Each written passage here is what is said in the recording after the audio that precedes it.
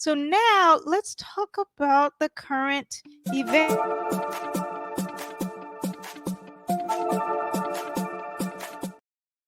Okay, I actually have one major current event because we really want to talk about the eclipse on this episode. So the main current event is that Trump and Kamala are going to debate. Let me see if I can actually show this to you. Let me pull it up.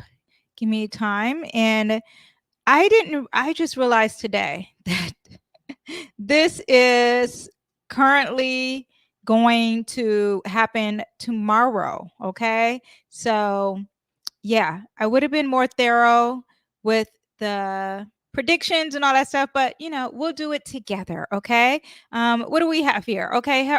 Kamala Harris, and Trump debate in Philadelphia tomorrow night. Here's what you need to know. This is going to be interesting. Okay. What do we have? 9 p.m. It's going to be for 90 minutes from the National Constitution Center in Philadelphia. So that's great for me because I got the time and a location. Broadcast by New Network and streamed on ABC News Live, Disney Plus, and Hulu. I wrote that down for myself because I'm like, how do you watch this? So I wrote that down for myself so I can know. What else do we have here? Ooh, some rules here. Microphone. Let me see. When to watch. What are the rules? Here we go.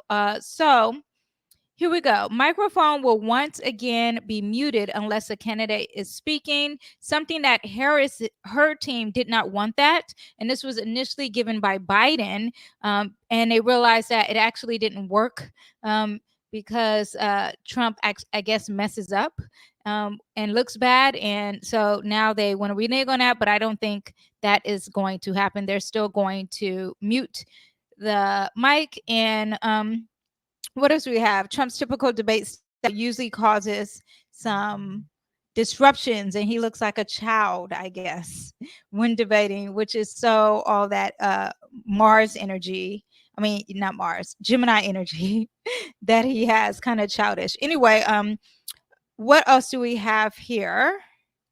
There will be no audience, and candidates will not be permitted to question each other directly. I wish, I went the old school way.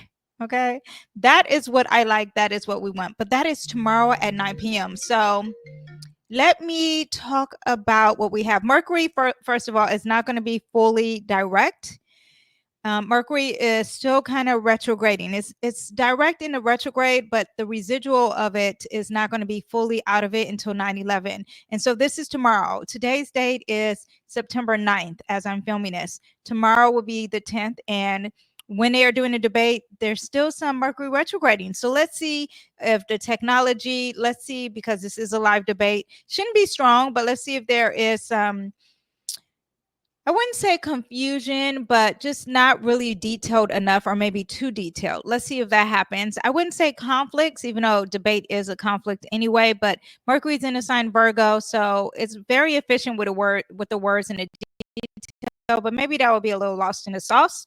When Mercury is in the sign Virgo, particularly in context of a political debate, it will be more about precision and facts and detailed analysis. So let's see about the details tomorrow. Okay, what do we have? Okay, main topics that you can have, especially when Mercury's in the sign Virgo: public service, the management of public service, resources, funding, and the quality care of provided by citizens, education, and the curriculum standards of education.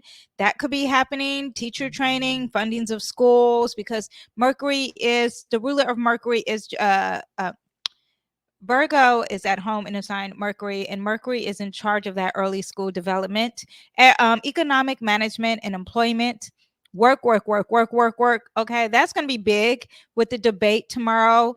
Health regulations, anything dealing with health, that is a Virgo thing. So maybe policies in health and safety, infrastructure and technology. Virgo has a huge emphasis of order and functionality. So there could be a discussion of the infrastructure of things and how it's set up, and how it's the productivity is happening and the efficiency of things are happening. That is a very Virgo thing. So bureaucracy, administration reforms, labor rights, workforce optimism, optimization, um, optimization. Okay. I said healthcare and public health initiatives, food, nutrition. That could be a thing. I don't know if it's that big. Virgo is an earth sign, so discussing the earth.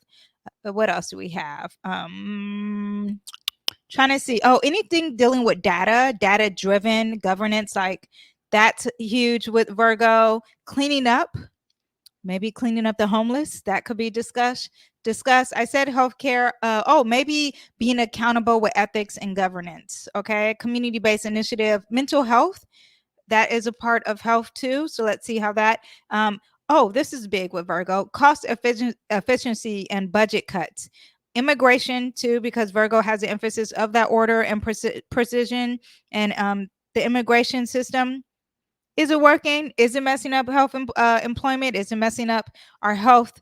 Um, I'm trying not to say and but is it messing up the health, the taxes, and paying for health, public transportation, and the infrastructure of that? Okay, so just overall, these are what we can look out for this debate tomorrow, because Mercury in the sign Virgo still post shadow retrograding, but on the 11th we will be out of the clear. But you can look at a huge emphasis on details and facts. Being over criticized. Let's see who's going to be more critical of someone else, or a lot of scrutiny, overemphasis on minor issues. I could definitely see that happening. The audience, the people who are watching, there may be an appeal for someone who's more rational. So let's see who's going to be more rational. I'm sure this is very opinionated thing. So let's see what because that could be just, people are biased on there. Clear distinction between the candidates, that could be happening. This can help undecided voters be more informed, because you have that Mercury in the sign Virgo, and there's going to be clear logical arguments, hopefully. Okay, now I looked at Kamala's chart and Trump's chart for the debate tomorrow. Let me see if I can pull this up. Okay. Share screen. Let's see. Why? Okay, here we go. Bam. Okay, so we have the chart of Kamala. And, well, this is actually current transits.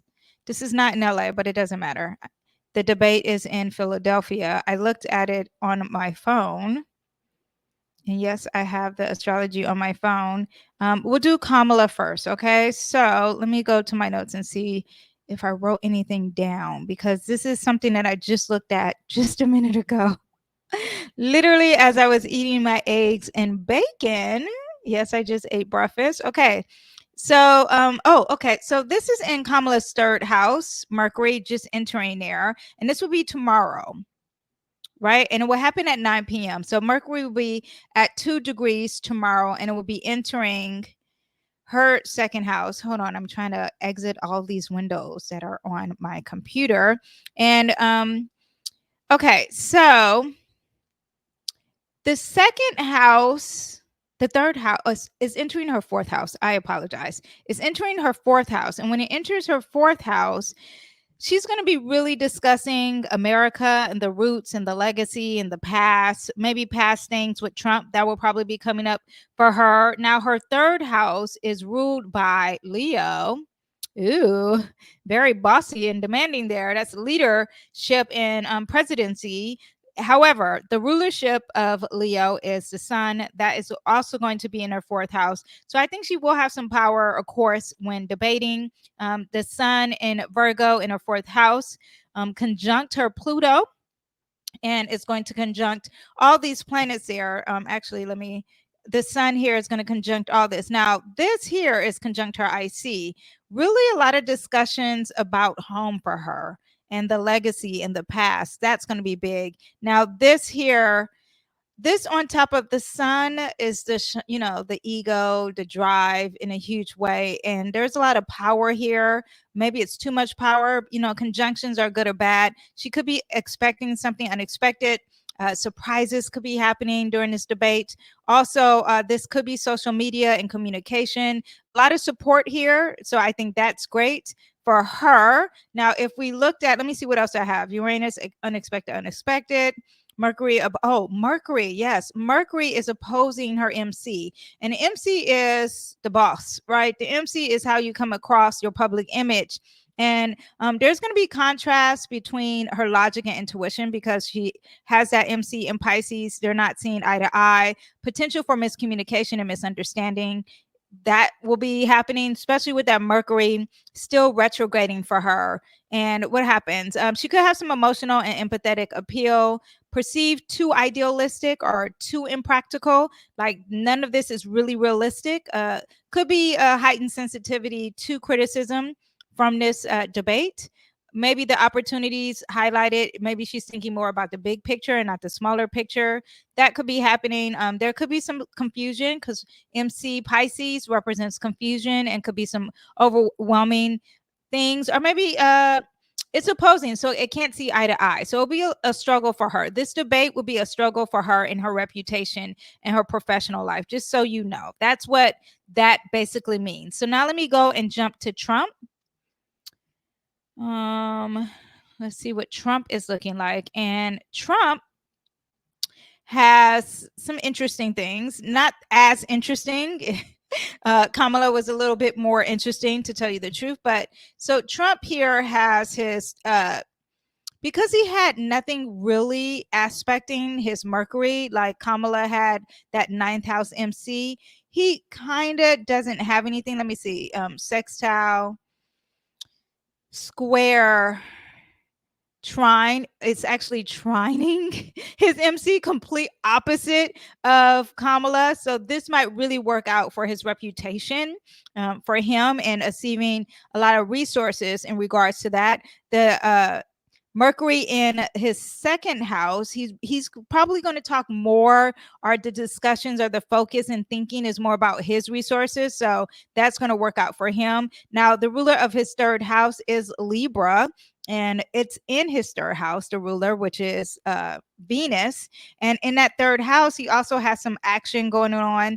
Venus is a very benefic, meaning it's very positive. It's on top of Jupiter, Chiron. These are very positive aspects. So support looks great for him. He might get some healing regarding some relationships or open enemies or law here. And also too, Mercury is sextile Mercury. So if he puts on the work, all this is going to work for him. Cancer is always the sign for United States for me. So yeah, it looks positive, him putting in a work. He has positive traits. Also too, I mean, come on now. Jupiter is on top of his north node of Gemini. He has a north node of Gemini. He has unexpected things to say in Gemini. He has a sun in Gemini. Now, Kamala was a Gemini rising. So Gemini is just a planet of debating. Okay. So he has a lot of positive things for him in this debate. So I think for the most part, the debating might be won by Trump. I mean, if you can pick a winner, they never pick a winner for these things. Let me pull some cards here for Trump. Well, no, not for Trump, for the debate. First of all, let's see what we can expect for this debate. I am shuffling my deck, and the cards again are, I say this every time, it's the Bohemian Secrets Tarot. Okay. And I bought them off of Etsy. Someone asked. Okay. All about finances and money and security and safety and not safety, but being stable and health. Very Virgo traits are going to be discussed. That's the main theme of the debate. Let's pull it for Kamala. For Kamala, she's holding on tight. She's got her guard up. She is not sharing the resources. Yeah, but she's holding on tight for dear life. Okay, like hoarding maybe her responses. Maybe she's going to seem a little uptight during the debate. Now, for Trump, he's got the Knight of Brooms. He's going to be very anxious. He's going to be fired up. Okay, very bold. All these things we can expect for him. This is someone who's also kind of moving fast, but very passionate, very assertive, very aggressive, not in a negative way, because then that would be upside down. It's in the upright. So very assertive. Let me pull an oracle card for both, because I did this debate for Biden. Also, too, let me look at their open enemies. Actually, when I'm looking at the open enemies in their chart, we have an Aquarius, Saturn in that 8th house. That could be some power still for Kamala, because that is what Kamala represents for him. Let me see, is it doing anything? It's opposing. Yeah, Kamala doesn't seem that great, because this represents his open enemies. The ruler of Aquarius is Saturn, the traditional ruler. Or Uranus is the modern ruler. And it is opposing the sun in Virgo. That is tomorrow. So yeah, that doesn't seem positive for her. Let me see for Trump, Sagittarius. So that would be Jupiter. And Jupiter is in his first house. And it's on top of her ascendant. So yeah, her open enemy is giving her a lot of attention. Yeah, but it doesn't seem like it's doing anything negative for the most part. So yeah, I'm thinking, yeah, it's even sextile. Yeah, he's getting healing. His seems positive.